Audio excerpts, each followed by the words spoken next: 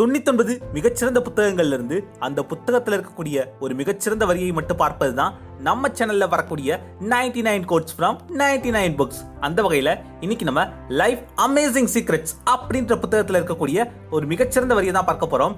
இது 99 quotes from 99 books செக்மெண்ட்ல வரக்கூடிய episode number 21.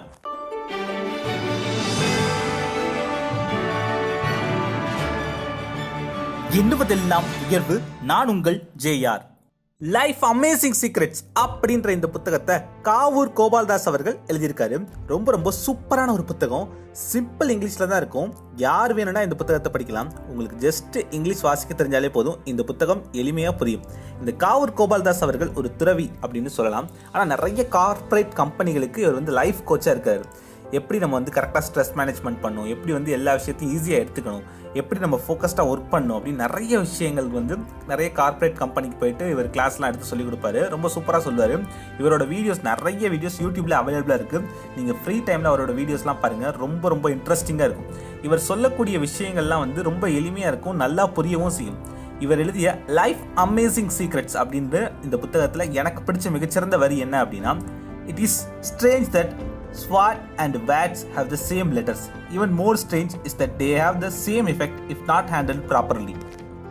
அதாவது SWOT and WORDS இந்த ரெண்டு வார்த்தைகளும் ஒரே எழுத்துக்களை கொண்டது. அதே மாதிரி கத்தியையும் வார்த்தையையும் நம்ம கவனமா பயன்படுத்தல அப்படின்னா அதனுடைய விளைவுகள் பயங்கரமா இருக்கும். அதே போல கத்தியை இப்ப நம்ம ஆக்கப்பூர்வமான விஷயங்களுக்கும் பயன்படுத்தலாம், அழிவுக்கும் பயன்படுத்தலாம்.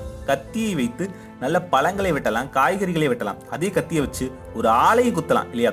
அதே போலதான் வார்த்தைகளையும் நம்ம ஆக்கப்பூர்வமான விஷயங்களுக்கு பயன்படுத்தலாம், நம்முடைய அழிவுக்கும் பயன்படுத்தலாம். நம்முடைய ஒவ்வொரு வார்த்தையும் கத்தி மாதிரி சரியா பயன்படுத்தும் போது அது நமக்கு நல்ல பலன்களை தரும்.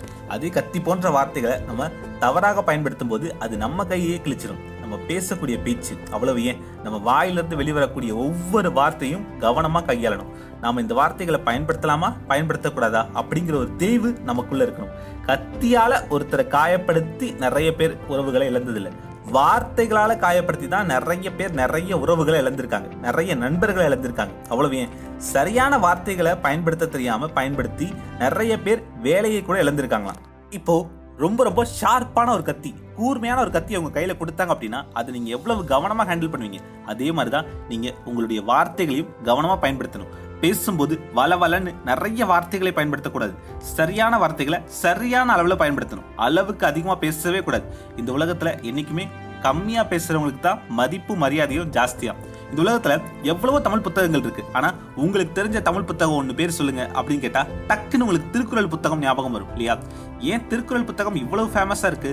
நல்ல கருத்துக்களை சொல்றனால மட்டுமே இல்ல, வெறும் 7 வார்த்தைகளுக்குள்ள திருவள்ளுவரால அந்த கருத்துக்களை சொல்ல முடியுது. வாய்மை எனப்படுவது யாதெனின் யாதொன்றும் தீமை இல்லாத சொல்.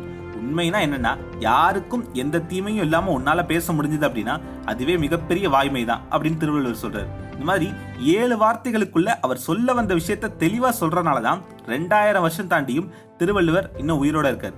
அதே மாதிரி எவ்வளவோ சோசியல் மீடியா ஆப்ஸ் இந்த உலகத்துல இருக்கலாம். ஆனா கிட்டத்தட்ட 2006 ஆரம்பிக்கப்பட்டு 18 ஆண்டுகளுக்கும் மேல மிகப்பெரிய சோசியல் மீடியாவே இருக்கிறது அப்படின்னா அது ட்விட்டர் தான். இப்போ ட்விட்டர் எக்ஸ்னு பேர் மாறிடுச்சு, அதை விடுங்க. ஆனா ட்விட்டர் ஏன் இவ்வளவு ஃபேமஸா இருக்கு?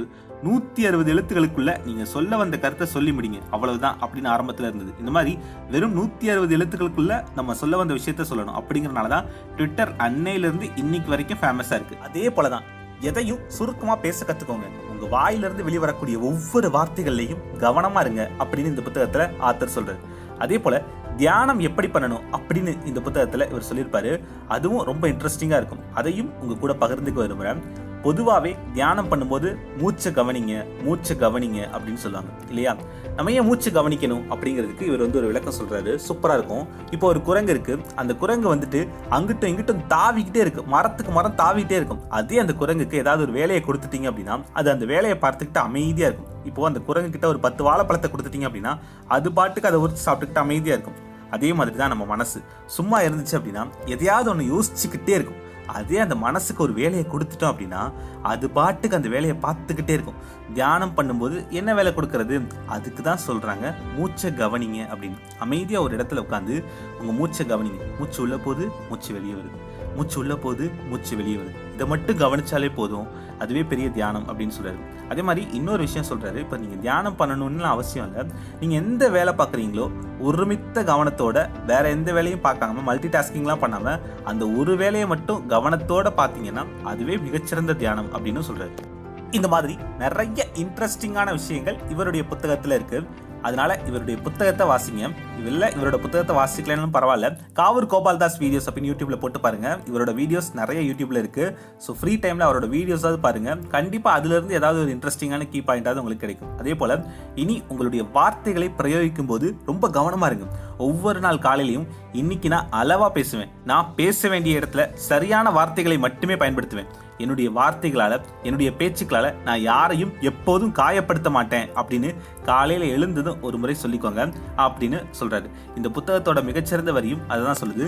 It is strange that SWAT and words have the same letters. Even more strange is that they have the same effect if not handled properly. இது 99 quotes from 99 book செக்மெண்ட்ல வரக்கூடிய எபிசோட் நம்பர் 21.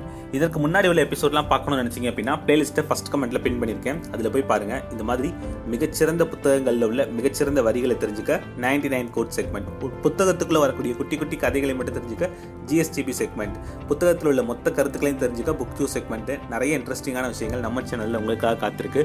ஸோ நம்ம சேனலை தொடர்ந்து பார்த்துக்கிட்டே இருங்க. Dream big achieve big, எண்ணுவதெல்லாம் உயர்வு.